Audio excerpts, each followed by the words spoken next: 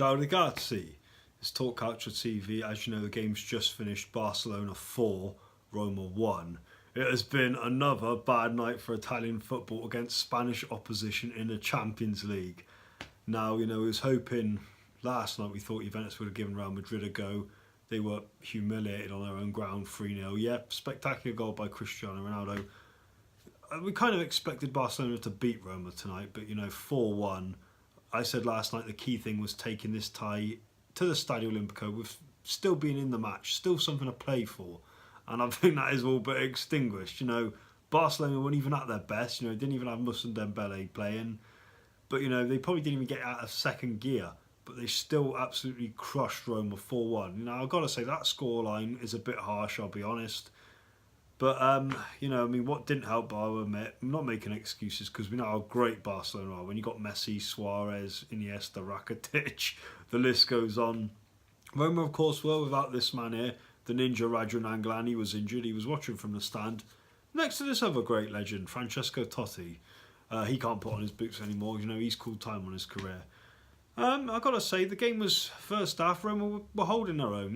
Like Barcelona had all the possession, as you'd expect. Daniele De Rossi, unfortunately, the captain, of all people, unfortunate, wrong place at the wrong time. The ball comes off him, it goes past Alisson, goes in at half-time, 1-0 down Roma. They probably didn't deserve that, I'll be honest. In the second half, they start pressing well in the early bits of the second half. Messi has a chance, he fires, Alisson makes another great save. Then, that 55 minutes, that second goal, and it looked like another own goal. I think they said it Umtiti's goal, but I think that is an own goal by Manolas. The amount of time Barcelona had, Roma looked scared. They showed him too much respect. Rakitic runs right down the wing. No one's even running to him. They just stood stationary. Ball comes in, obviously, Umtiti comes off him. It hits the post. It bounces back. Who gets the final touch, whether it's Umtiti or Manolas, whoever. It goes over the line and it's 2-0 down. Roma heads just drop after that. And it gets worse, Then a shot from, I think, is it Suarez or Messi on that third goal. Yeah, Alisson makes a great save. Piqué's just walked in, he's just tapped that in. A bit like Marcelo last night against Juventus for Real Madrid. Roma heads just dropped too much and it could have got worse,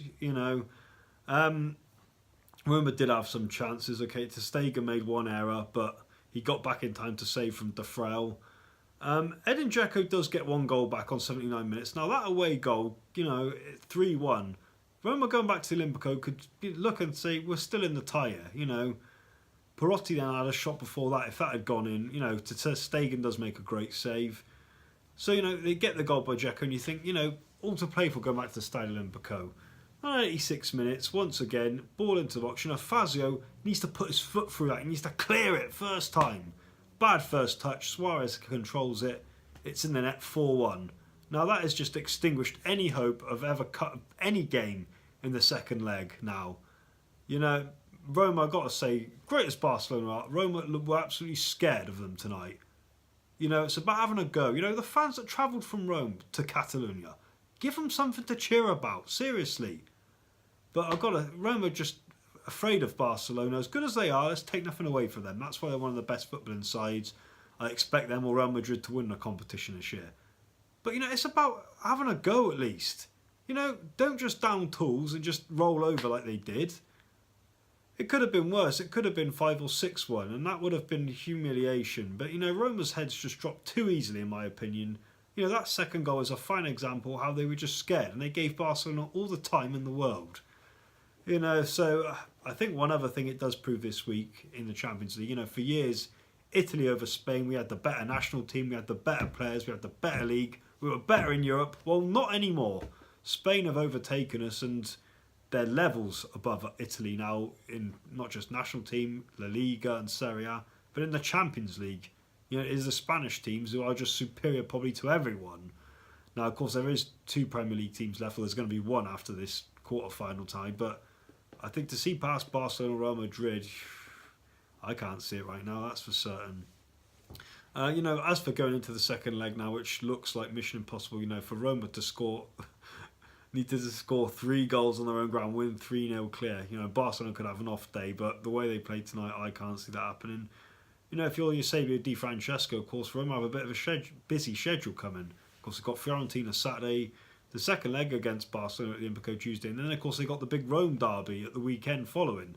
Now, if you're Di Francesco, I mean, what does he do against Barcelona next week? Does he sacrifice his team, accept that they've already lost, or do they put effort in and then, you know, will he want to keep faces fresh for the Rome derby? Who knows? It's not really been a great night for Italian football again tonight. You know, we'd have expected probably Juventus to have won last night. They didn't, so I thought tonight we was hoping Roma would get something, and it's leaving us a bit deflated. I've got a feeling we may not see an Italian team in the semi-final. We're not stating the obvious there. No, away from the Champions League, and we can't get away from it any quicker given the bad week it's been for our Italian teams, that's for certain. The rearranged Milan derby took place today. The Derby della Madonnina between AC Milan and Inter Milan finished in a 0-0 draw. Now, earlier on today, we received the sad news that former AC Milan player and England captain Ray Wilkins passed away at the age of 61 years old. He will be missed by all in the world of football. He was great respected, a true gentleman of the game.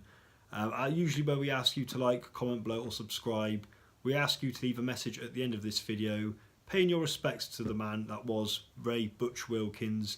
Even please leave a comment on our Facebook page as well. We will finish this episode by saying rest in peace Ray Wilkins, grazie, arrivederci, ciao.